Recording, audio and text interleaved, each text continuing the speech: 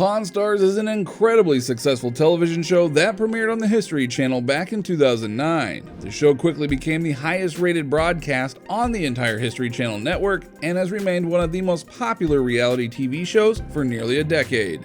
Over the years, the series has faced quite a bit of controversy for a variety of reasons, whether it be that the stars of the show have had numerous run-ins with the law, or some of Rick's so-called buddies have led customers in the business into bad financial investments. The show has certainly proved to be entertaining over the last decade. However, several deals that the shop has made in the past have almost cost Rick and his father their entire business and have nearly led the company into some pretty major lawsuits. Back in 2010, Rick told a rather shocking story in a special segment on the History Channel.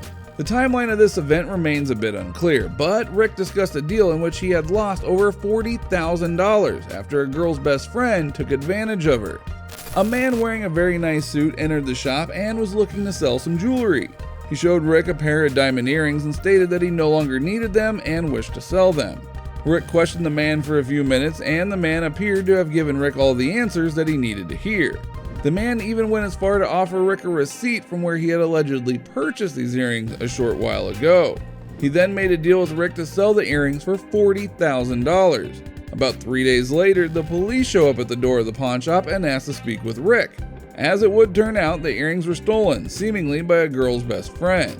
The officers interrogated Rick for his involvement in the situation, to which he gave them all of the information they needed and even offered the police the man's personal information that he had collected. Police were then able to locate the man and bring him in for questioning, at which point it was determined that he had stolen the earrings from his friend. The girl was then given her earrings back and the man presumably went to jail. However, Rick had simply lost $40,000 on the deal and there was nothing that he could do about it. It has never been stated just how long this man went to jail, but Rick was quoted as saying, "That was the biggest buy I ever had in the pawn shop." There have been a couple times throughout the show's run that Rick has regretted not purchasing an item. However, there have also been a handful of moments in which the experts who Rick called in to the shop for item verifications went behind his back to conduct business. For many pawn shops, guitars are a main form of business. It's one of the most popular instruments for an individual to play, and the emotion that can be tied to a guitar is unmatched. In a 2014 episode of Pawn Stars, a customer entered the shop with a guitar that he claimed was played by Jimi Hendrix. Now, Rick is a major Jimi Hendrix fan and wanted this guitar to either display in the shop or in his home. Rick stated, "If this was owned and played by Jimi Hendrix himself, this will be the coolest guitar to ever walk into my shop." Rick soon called in a buddy of his to verify that this guitar was legitimate. The buddy he called was Jesse Omaroso, a man who runs a music shop called Cowtown Guitars. Jesse inspected the guitar and confirmed that it was a 1963 Fender Stratocaster.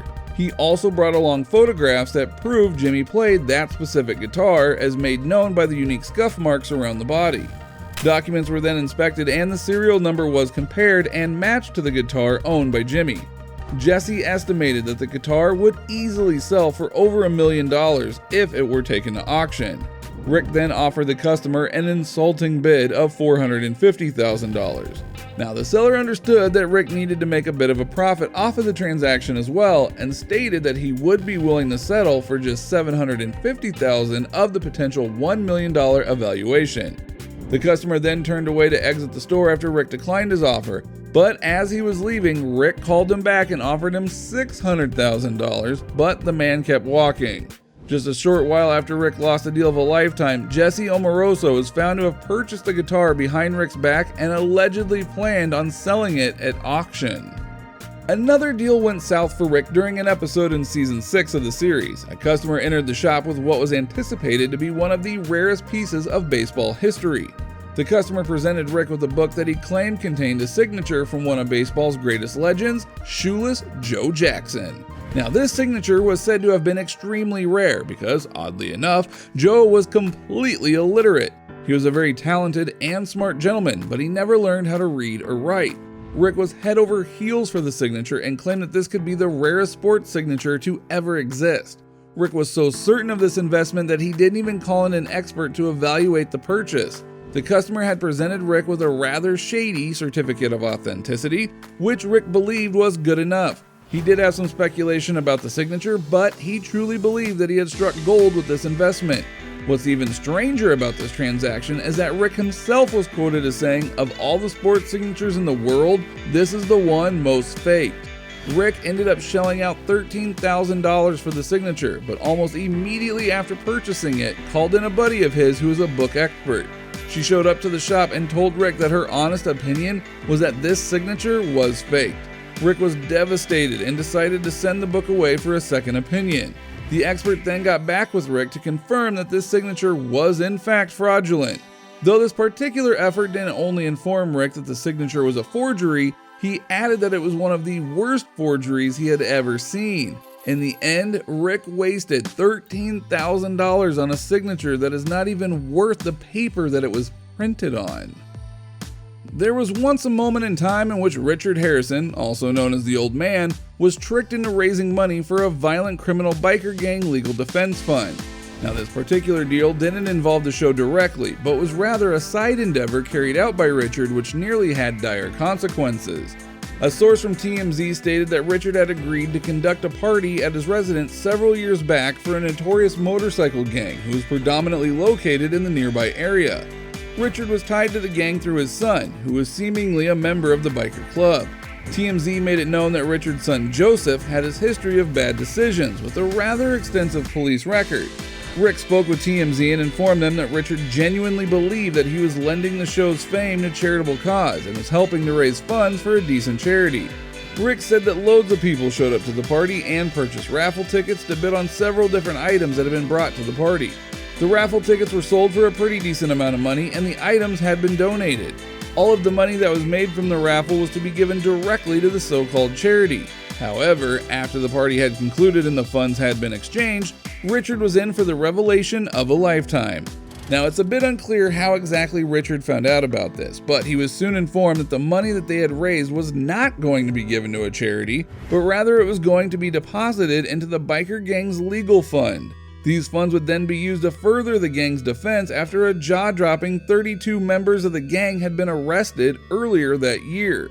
According to online sources, the members of this gang were arrested for various crimes that included, but are not limited to, assault, illegal gun charges, theft, various forms of robbery, and even drug trafficking. Now, this is certainly not a situation that you would want the Pawn Stars empire to, well, be associated with. Rick spoke to TMZ on behalf of his father and informed the media that his father had allegedly been deceived about how exactly the funds would be used. He further stated that his father had no idea that the biker gang had been in such an incredible amount of legal trouble.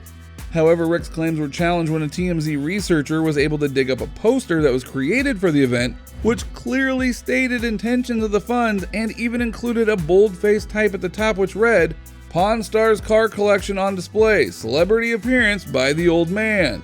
There is certainly enough room for doubt to say that the Old Man had simply never seen the poster before, but TMZ claims that Rick and Richard were well aware of where the funds would be used and decided to pursue the charitable endeavor anyway.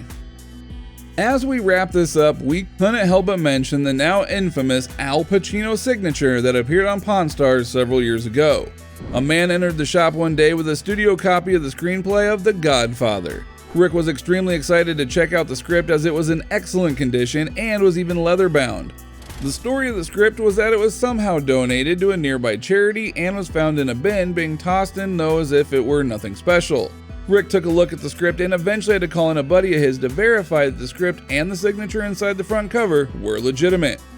According to the customer, the script had been signed by none other than Al Pacino. Al Pacino was one of the lead actors in the film and is believed to be one of the reasons why the film was such a major success. Having a signature from Al Pacino is extremely rare, but to have a Godfather script signed by Al is completely unheard of.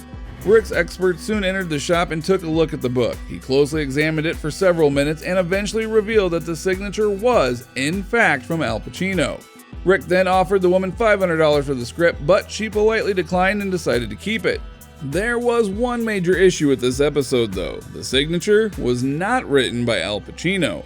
Instead, it was the signature of Al Ruddy, the producer of the movie. Al soon came forward and publicly stated that this was his signature, and the script eventually ended up at a charity auction.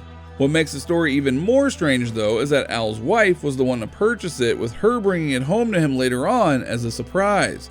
She paid $12,000 for the screenplay, and it is seemingly still in Al's possession to this day. At the end of the day, it's great to see that the script was eventually returned to the man who originally signed it. However, this episode has caused a lot of backlash regarding the expertise of Rick's buddies that are called in to validate rare items. It certainly makes you wonder what other items they could have been wrong about.